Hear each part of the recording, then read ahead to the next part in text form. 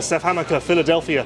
First of all, incredible that you came out so fast, so capable after a weekend off, but obviously a bummer how it ended, right? Yeah, the whole day overall, so many positives to take from the day, and had to bounce back after the weekend off was really good. Speed was there, heat race win was nice to get, and then the main event was led for most of it. Max got me there, and then just tried to kind of pick up on some of his lines. He was definitely had some better lines than me there at the end, but and then with me and Swoll at the end there, it was a bummer situation for both of us. I mean, I feel like both of us probably would have been on the podium, but yeah, overall, stoked on the day. I had so many family and friends here today, and that made the day really fun. And just glad to be out of here healthy somewhat, and yeah, on to the next one. After Max got by you, I felt like it took you a lap, and then you started to pick up on his lines, and you kind of started to make another run. Yeah. Was that the game plan? It was, as I was like, because there for a while I didn't know who was behind me. Because like I can normally, when you go by the mechanics area, you can kind of see who's leaning their pit board out. Yeah. And I was like, dude, who is, like, I didn't recognize, and I was like, oh, it's Max, like after 5 laps. And I was like, what?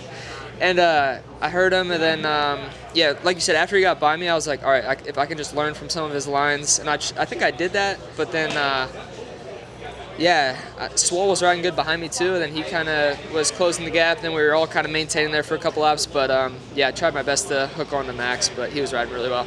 I feel like I didn't see you triple into the sand at all in the main event.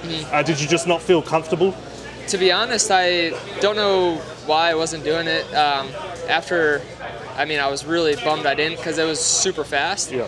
And yeah, I don't know, that was one of the lines that I didn't pick up from Max, which was unfortunate. But yeah, something that I gotta learn to pick up on those things, and not only when I'm behind somebody, I need to pick up on those things when I'm out front. Can we talk about the Swoll incident, your opinion, what was said afterwards? How do you feel about that whole deal? Yeah, so definitely caught me by surprise. I was just, next thing I knew, I was just laying there. But yeah, I mean, to be honest, I didn't really know anyone was doing that triple to that, like inside to outside or whatever they were doing. But and my line was just that outside, so I was just railing it as fast as I could. And next thing you know, we were just both on the ground. And like, listen, people make mistakes, like whatever, it's just racing. And that's kind of like, I finished out my race the best I could, and he finished right behind me. And then what caught me by surprise is he comes off the track and he's screaming at me. And I was like, really? And then like after we get back, like that made me pretty hot, because I was like, listen, like, yeah, it sucks for both of us, but whatever.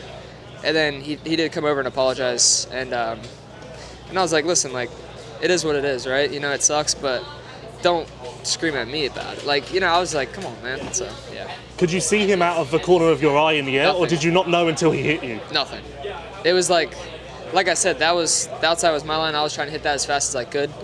And I told him, I was like, I wish I would have picked up on that line, because I seen how much time you gained on me just in that little section. So yeah, it was blindsided. Last question, seeing as you were so strong today, was there really no chance you could have raced last weekend? Like, did this week make that big a difference? Like if I was in a title fight, I would have been out there 100%. But like the Thursday before Nashville, I did try and ride a little bit, and it just simply wasn't like strong enough. It felt like it was just wanting to fall off the handlebar. Yeah. And but in a week's time, we made a huge amount of improvement on the shoulder.